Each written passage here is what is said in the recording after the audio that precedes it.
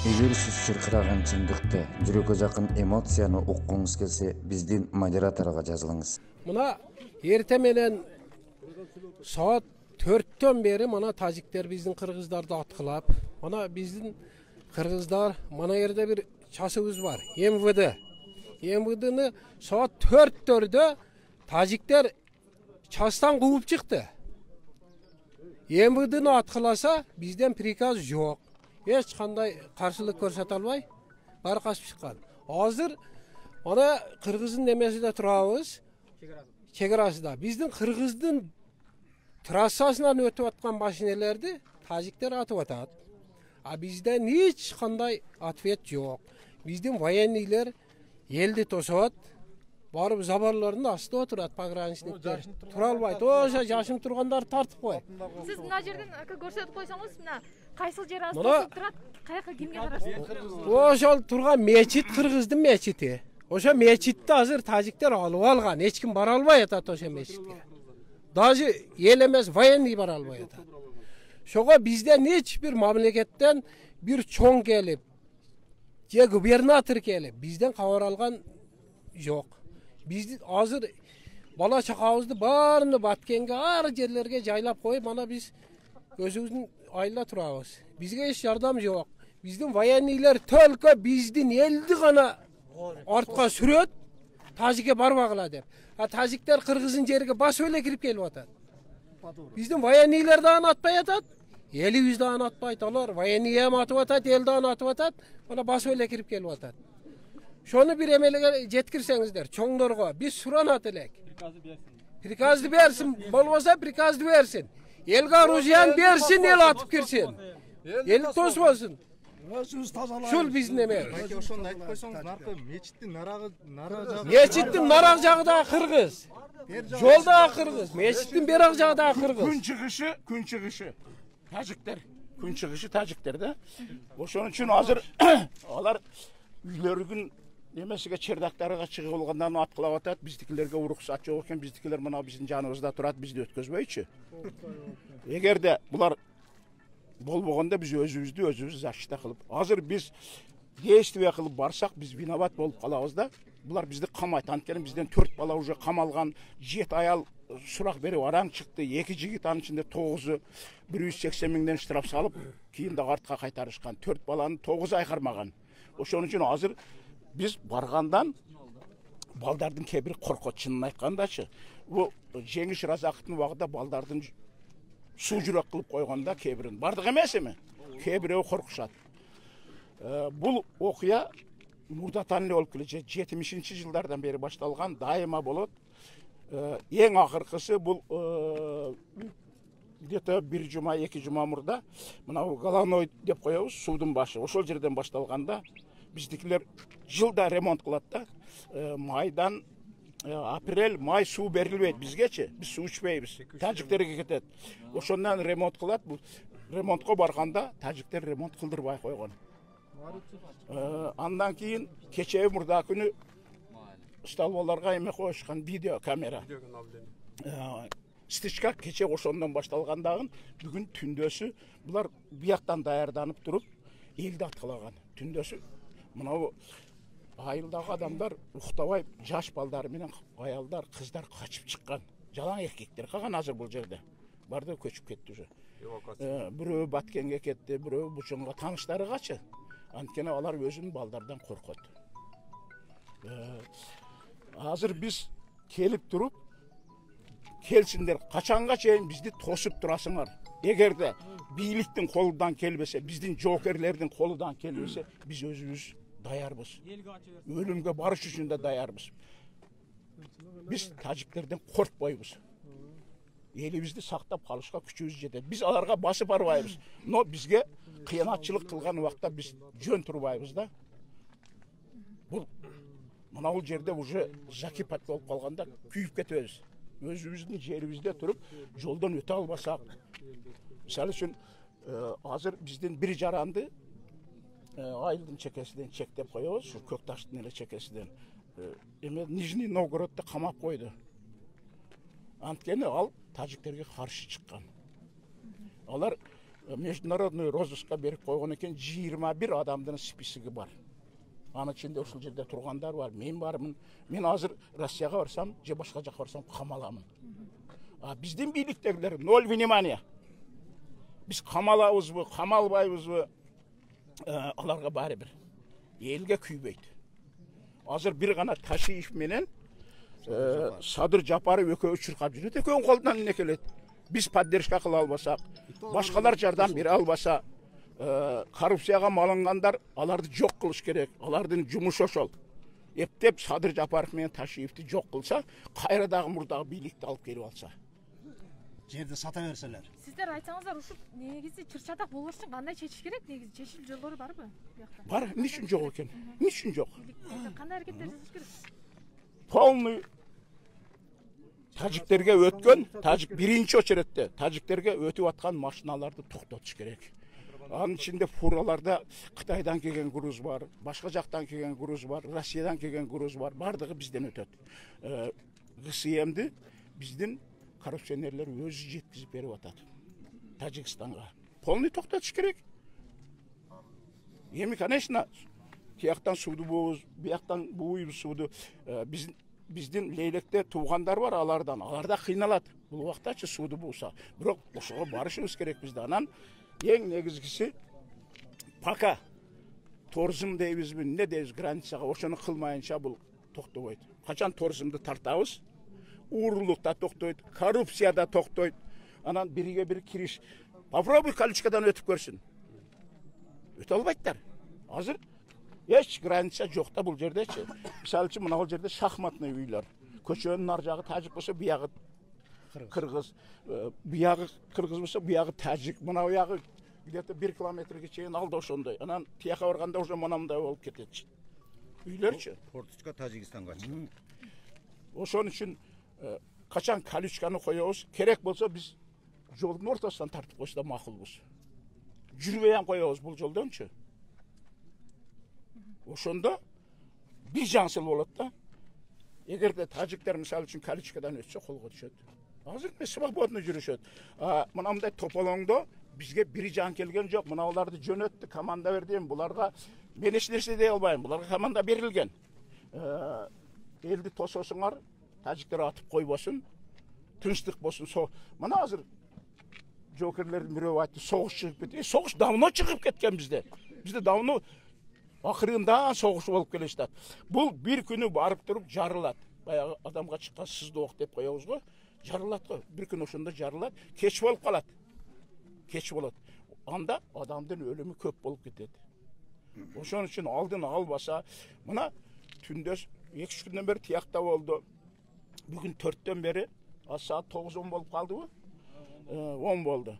Кана бийликтен бирөө келгени бул жерге бизди биз барбыз коркпогула деп эч ким келген жок. Эгерде бизде өткөндөгүдөй балдарды камабаса, биз өзүбүз мылтыктап, өзүбүздү өзүбүз коргоп алабыз. Просто балдар коркпогон, мылтык алса камап коет деп, азыр биз ошого барбай турабыз. Эгерде ушундай боло берсе, анда кайрадан жашыруу мылтыктарды алып туруп, өзүбүз эле биз өзүбүздү коргоп алабыз. Анткени биздин чоңдор, анан эми баягы форма кийгендер, булар согуш чыгып кетет деп коркуп жүрө берсин. Биз өзүбүздү өзүбүз коргоп калганга күчүбүз жетет. Мисалы үчүн бул жерде тажиктер где-то 30-40 миң болсо, биз 4 миңбиз. 4 миңден 4 миң кожолук бар, Ну, ошондо биздер ошондо бир 12-15 миң болуп калабыз. Күчүбүз жетет өзүбүздү өзүбүз корголганга. Биздин кыргыздар эр жүрөк болуп келген. Эч убакта корккон эмес, коркпойбуз дагы. Ошол кызым. Шептен эрдин күчү бек да. Кече ошондо канча киши жабырланды, ошону айтып койсоңуздар. Мен азыр Жок, андайдар. Просто булар азыр бизди коркутуш үчүн эле атып атат да үстүбүздөнчү. Биз самый главный жолдон өтпөй коюшубуз керек биз. Анан ок тийгенби? Мен аны көрбөй калыпмын. Гражданскийденби? Шарабжан баласы ок тийип. Женин баласы. Баткенге алып өтө албай, ишманага алып кеттилер го. Анда мен азыр келмел билбей калыптырмын аны. Азыр мына жерге тажиктер үстөмдүк кылып турат экен, демек ушул позицияны кармап калат булар эртең. Жерде өткөрбөй Барбатпаш керек. Жоқ, бұлар Ошон көніп алған үчүн- ушуга. Көнгөн. Көніп алған. Кичине путун коюп коет да бир кадам. Ошол жерден өткөрбөй Мындайда. тура берет. Биздин жетекчилер Мындайда. кадам келе албайт жана. Эгерде биз ушинтсек, ушинтип бизди баса берет, балдар бизге коркпойбуз. Биз мурда тажиктер менен мушташып жүргөнбүз, согушуп жүргөнбүз. Мынау кийинки балдарды суу жүрөк кылып коет. Такыр эле суу жүрөк болуп калат. Азыр мынау жерде балдарды давай десең бардыгы барат. Эгер колунда оружиясы жок, оружия жок, оружия болсо биз булар жөнү чыгарып салабыз азыр. 15 мүнөттө чыгарып салабыз. Жертва болот. Ансыз болбойт бул. Ол Кудайдан ол. Ол Кудайдан. бул согушта жертва болбойт деп эч ким гарантия бере албайт. Бул эми пешенеге жазган деп туруп чыгабыз биз. Мына ошо аксакал мен мына жерде турат да барды ушул жерде тажиктер менен ойноп, жакшы ойноп, аркасынан мушташып эле катта болгон элбиз. Мана илгери коңшу эле азыр душман болуп калдык. Булар ушундай эл келет экен. Коңшум деп бизде өтө адамгерчилик жакшы, бирок алар мына мындай мезгилде өнөр көрсөтүп атат. Булар өтө хитрый. Ху эл. Азыр просто себеби жок да, бизден бир нерсе өткөн жок да. Бир кылмыш кылган жокпуз, же аларга бир тескери иш кылган жокпуз. Жөн эле өздөрүнү көрсөтүп атат буларчы. Үстөмдүк кылгандай кылып. Момент болуп калды, мен бир историяны айтып берейин. Акаевдин убагында мен Сферага базарга түшүп, эртең менен завтрак кылайын деп бир жерге ашканага кирсем, ашпосы берди да менен улуу киши экен. Ал убакта мен жаш элем да. Келип, "Уулум каерден боласың?" деди. "Кызыл Белден" десем, "Каяктан көчүп келесиң?" деди. "Самарканд Эксел Советинен" десем, айтты, "Эсиңде болсун балам" деди. "Мен балам мен тең экенсиң" деди. "Биз Исфара менен Сокту кошобуз" деди. "Баткен биздин жерибиз" деди. Плюс наздакта 3 коргон, алиги шаркатма бар го. Оби Шир деп биздин жерлер деди. Дальше Жаллабадта бар биздин жерлер деди. Буларды биз алабыз келечекте баары. План иштелип чыккан деди. Өзбекстандан Бухара менен Самаркандтан биздики деди. Бул Акаевдин убагында эле неме. Граница менен Акаевдин чатагы болгон эмес. Булар ошол убакта кече Текебаев айтып атат, көп жылдык булардын планы бар деп. Стратегический. Шуну ишке ашырып атат азыр булар. Мен өзүм мына жерде чоңойгон баламдагы енді мурда жакшы көз карашты элек азыр болбой калды. Шундай. Башка не дейбиз? Эми азыр мына Ташиев менен неме мурда ушулар келгенде мынчалыкка барбайт эле. О мурунку баягы бийликтегилер олар чөнтөөнү толтуруп илгертен эле баткен трамплин болгондо чоңдор келип жерди сатып чоңоюп кете берген. Мен укканымда мен жашыраак эле мына жерде Бакы деген чал бар, азыр 70тен ашып кетти. 70тен аштыбы Бакы? Шул айтты, мен мынандай бала элем. Кандаков келип атамды чакырып калды дейт. Ака, границаны билет экенсиз, көрсөтүп коюң деди. Анан мен атамдын колунан кармап Вилиске түшүп алдык дейт. Барып ошо Кумбазардан анан барып көрсөсө, жанында бир орус бар дейт. Мынана мындай жүрөтсө, али орус картаны карап туруп, "Да, правильно" деп коет экен. Анан бүт көрсөткөн экен, бардыгы туура чыгып келип, Кумбазардан келип мына көктөрөк деп коет. Маңдайда бир кетте, бир комнатта чоңдугу ушунчалык таш бар да, биз ошол жерде загорать этчү элек жаштыгыбызды. Ошол жерге келип такалат экен да граница. Енді шол уақытта мен ойлап тұрам, Кандаков тақтап тұрып, мына артын асы деп қойғыз, уже таштап алған екендер да. Енді біз жаш уақытта 60-шы жылдар болған. Бізден айыл 5 бөліктен егер жалған болса, мына неме Бақаванттан шақырып сұрасам о доказать. Бізден айыл 5 бөліктен тұрады. Ең кішінесі арықтың асты деп қояды. Ошол жерде где-то бір 18-20 қожолық бар эле. Аз бір да қожолық қалған емес. Өздері эле таштап көшіп кетишти баягы тажиктер кыса бергенде, өздөрүгө кысым көрсөтүп, балдарыга жолдон өткөндө тийиши уруп, пограничниктер ачык эле кысым көрсөтүп, огороддордо иштетпей, бардыгы таштап биздин чоңдорго ошолор барышкан. Биз кысылып атабыз, бизге хотя бы эмелерден бергиле, жардам жоокерлер десе, биздин эмелер эч нерсе кылган эмес. Азыр бирөө да калган, бир да үй калган эмес. Полный тажиктерде калды ошол жерчи. Жөн эле мындай эсеп кысабы жок эле калып кетти. Үлүс жерлер бар. Үлүс жерлер бар. Участоктор бар. Аны иштеткени барса иштетпейт да тажиктер. Ошон үчүн элдин кыжыры келет да. Кайнеттен. То есть жөнөкөй элге жардам бербегенинен мына 20га жакын үй бүлө көчүп кетти. Көбү Миңбулакка кетти, Қалғаны қаяқтан жер тапса көчүп кетишкен. Анан дагы карындашым. Еске келе берет да бардыгы. Мен өзüm Кызылбелде жашайм. Атым Мадалиев Мустафа фамилия. Şu yer мына жерде туулуп чоңойгом. Наргы этте Көктелек деп коет. Ошо жерде туулгам. Азыр Камчыбек Ташиев кече Куршаттар менен жолукканда айтты. Leylektin kozu bağlan suusunu bögüp suusakta kaç kılabız dedi. Men momentten şonu bayın menin de koşumçam barlı Kırgız'ın jigitiminde çalımın ben уже pensionermin. Oşol oyu en tuğra. Bul Taciklerden bildirip atat. Bizden ne ursa surap. Bizdin agorottun içindeki жерге biz подвал салабыз, 10 этаж үй салабыз, ол биздин ишибиз. Сала салбаш керек олар. Экинчи варианты Қозыбағлан дариясыға Ақтерек суысы қошылған жерден бөгөп тұрып, мына Ортовоз долинасы деп қоябыз. Ошол Құлан, Наржағы, Лейлек районының Даркум, Маргум деген жерлерге чейин суды алып өтүп кетсе болот экен. Ошондо Наржагынан тажиктарга эсептелүү суу калат. Азыр бизде Лейлектин аз эле жер суу четкен бир чоң дарыядан. Ошол неме болсо эки жерге БСР болот.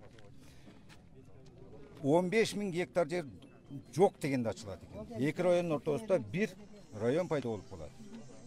Мына шуну мен азыр момент экен ушу бийликтегилерге особенно Камчыбек мырзага жеткирсеңер өтө ыраазы болот элем. Эл дагы ыраазы болот. Лейлек менен Баткендин ортосунда бир проект бар. Мен азыр таштап келипмин, проект бар. Эгер алар келип калса мен ушу бир нерсе кылып ушу Камчыбекке жеткиришим керек. Проект бар, союздун убагында түзүлгөн проект.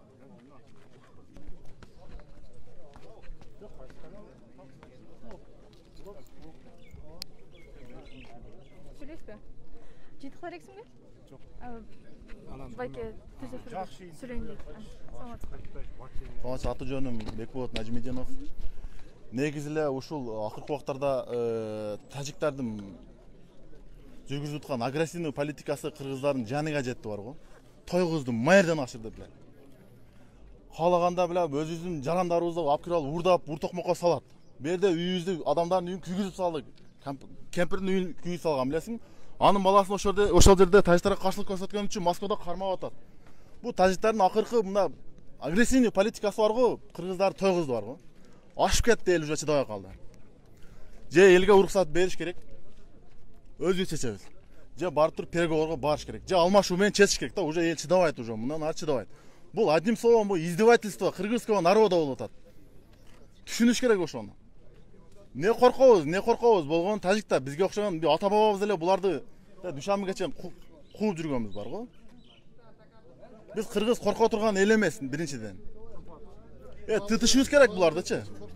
Любой убакта, каалаган убакта мэрден тосот да буларчы. Мэрден ашты бар го. Канга кан жанга жан эле кылып бериш керек, надо будутчы. Эл кыйналды да, эл кыйналды, кам түшүнбөйт ошону.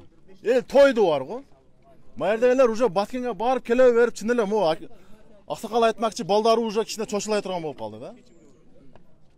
Ынтымакка келбейт экен да, сөзгө түшүнбөйт экен да булар.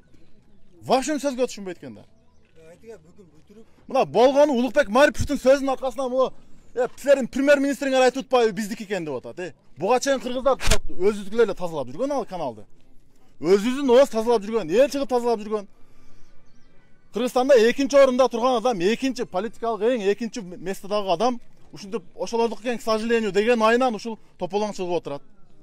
Каалаган убакта атат булар. Каалаган убакта жабат. Элибиздин үстүнө күлүп атат булар бар го. Бул Галамойду алдыра турган болсок, Баткенде жашаштын кереги жок да. Баткен кургайт ошол бойдон жок, Аллаху акбар. Лейлек анклав уже бүттү. Карталарды көрсөт десең, каяктагы бир атам замандагы команда карталар көрсөт. Ал карталар менен чечилбейт. По факту эле көрсөтүш керек бул жердечи. По факту мэрде кыргыздар жашайт, всё, давай. Алмаша турган жерде алмаш керек. Баткен эл жоошта деп чын эле акам айтып атат, Баткен трамплин болуп келген дейт. Разаховдун убагында эле көрдүк, бардыгын көрдүк да. Үйүнө келип эле коркутуп эле колду койдуруп алып кеткен убагында. Булардын агрессивный бир политикасына битте отпор беришибиз керек. Сөзсүз түрдө битте отпор беришибиз керек. Ошондо чувстволоруна келет буларчы. Burada bilesиңер, o köpröktün jeginde turчу элек постоянно. Ушунда тополоң болуп köpröктүн. Кара жылып келип атабыз аркага. Кайра жылып келип атабыз да. Эртең ойга чыгып калабызбы? Головнойду алдырсак бүттү бу каналды. Ырыбыз бүтөт, Баткен целый бүтөт. Биз ам Баткенден келдик. Головнойдун ошо манисин түшүнүп берсеңиз, ал канал келип 4 күн сасактагычына коет. Ооба, бу жерде катта каналы бар, мына Ак суу дарыясы. Ак суу дарыясы бар. Ошол жерден биз 33%-ны Баткен колдонот экен. Мына канал менен барат. Башында водозабор бар. Ал жерде биздин армиябыз турат. Акыркы жолу мына 2-3 ай мурун Марипов ошол каналды алдырып турбуз деген айынан ушул нерсе чыгып атат да. Болбосо Марипов келсин, бу жерде далилдеп берсин. Мына документтер менен өткөрүп бергенбиз. Или мен адаштым деп мойнуга алыш керек. Ал жактан телевизорда сүйлөп койсом Баткенден кутулат экенмин деген ойду айтып атат да.